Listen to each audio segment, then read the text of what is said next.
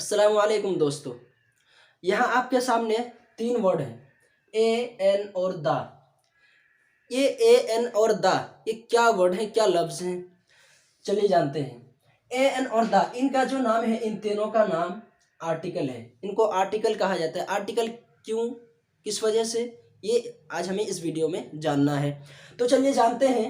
ए और एन, ये जो दो आर्टिकल है, इन दोनों का नाम है इंडेफिनेट आर्टिकल। Indefinite article. और दा का जो आर्टिकल है, इसका नाम है डेफिनेट आर्टिकल। इनडेफिनेट क्या है और डेफिनेट क्या है? इनडेफिनेट कहते हैं यानी गैर मुतय्यन, जो आम हो, खास ना हो, अननोन हो, ठीक है।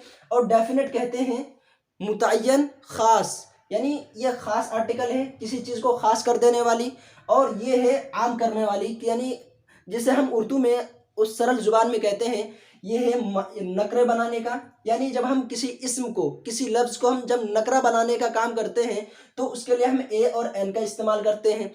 लेकिन जब हम किसी लफ्ज़ को मारफा बनाने का काम करते हैं तो उसके लिए हम इस्तेमाल करते हैं दा का। तो चलिए इसको डिटेल से जानते हैं। पहले देखें, ए और एन ये क्या है, नकरा बनाने का है, ठीक है। लेकिन यहाँ दो लफ्ज़ है, ए है और एन है, नकरा दोनों से बनते हैं। तो लेकिन ए कहाँ इस्तेमाल होगा, एन कहाँ इस्तेमाल होगा? देखें, ए इस्तेमाल होगा जब हम ए के बाद वाला लफ्ज़ जो हम इस्तेमाल करेंगे, जिस लफ्ज़ को हम नकरा बनाएंगे, उस लफ्ज़ का पहला लेटर यानी पहला हर्फ अगर कॉन्सोनेंट साउंड से शुरू हो रहा है तो उसके लिए हम इस्तेमाल करेंगे ए का। लेकिन अगर उस लफ्ज़ का पहला लेटर वावेल साउंड से शुरू हो रहा है तो उसके लिए हम इस्तेमाल करेंगे एन का। जैसे मैन है, एम ए एन, इसमें पहला जो हमारा लेटर हो एम है। एम किस में से है, कॉन्सोनेंट में से है। अगर वावेल और कॉन्सोनेंट का कॉन्सेप्ट आपको समझना है तो इससे पहले हमने एक वीडियो बनाई थी, उसमें आप जाके देख सकते हैं। पहले वो वीडियो देख लीजिए, उसके बाद फिर आप आसानी से आकर इसको समझ सकते हैं। तो एम ए एन, मैन, इसका पहला लेटर क्या है, एम है, और इसका साउंड क्या है, माँ, जो कि कॉन्सोनेंट का है। तो फिर इसके लिए हम इस्तेमाल करेंगे ए का, अ मैन। लेकिन अगर किसी लफ्ज़ का पहला लेटर क्या है, वॉवेल साउंड से शुरू हो रहा है, जैसे अम्ब्रेला। अम्ब्रेला क्या है, इसका पहला लेटर क्या है, यू है, जो कि एक वॉवेल से शुरू होता है।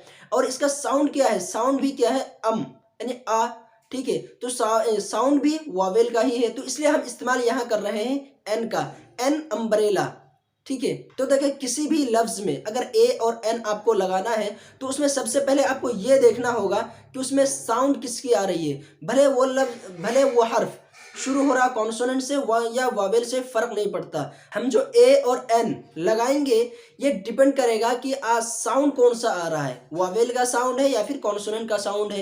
यानी इसमें in terms of sound, sound के बेस पर हम ए और एन लगाएंगे। मान लीजिए HOUR, आवर, इसमें पहला जो हमारा लेटर है वो क्या है, एच का है, जो कि एक कॉन्सोनेंट का लेटर है। लेकिन इसमें जो साउंड है वो किसकी है, एक वावेल का साउंड है। तो इसलिए हम यहाँ इस्तेमाल कर रहे हैं एन आवर, यानी 1 घंटा। और इसी तरह आप देखेंगे MLA। MLA में क्या है, पहला लेटर एम है, MLA, लेकिन इसका जो साउंड है वो साउंड क्या है, एक वावेल का है। यानी MLA ए का साउंड दे रहा है, जो कि एक वावेल का साउंड है। भले ये कॉन्सोनेंट का लफ्ज़ है लेकिन साउंड किसकी दे रहा है, वावेल की दे रहा है, इसलिए हम यहाँ इस्तेमाल करेंगे एन का, एन MLA। इसी तरह यूनिवर्सिटी, यूनिवर्सिटी में पहला लेटर क्या है, यू है, लेकिन इसका जो साउंड है वो किसका है, वाई का, जो कि एक कॉन्सोनेंट है।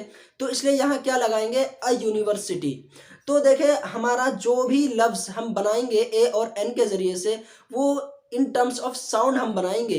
यानी ए और एन जब भी हम लगाएंगे तो हम ये फैसला करके नहीं करेंगे कि हाँ इसके बाद कौन सा लेटर है, बल्कि कौन सा साउंड है, कॉन्सोनेंट का साउंड है या फिर वॉवेल का साउंड है, इसी के बेस पर हम ए और एन लगाएंगे। अब दा का कॉन्सेप्ट है, दा आता है किसी चीज़ को खास करने के लिए। For example, the country has so much population where we are living.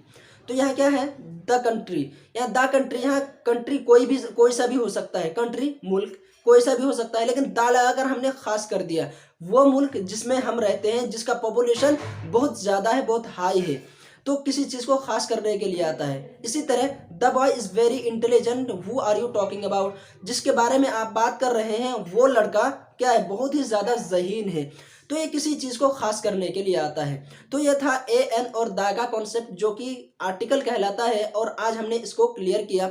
लेकिन अगर अब भी आपके मन में कोई डाउट है, कोई सवाल है, तो आप बेझिझक कमेंट्स बॉक्स में पूछ सकते हैं, हमें कमेंट कर सकते हैं। Thank you so much for watching the video till and.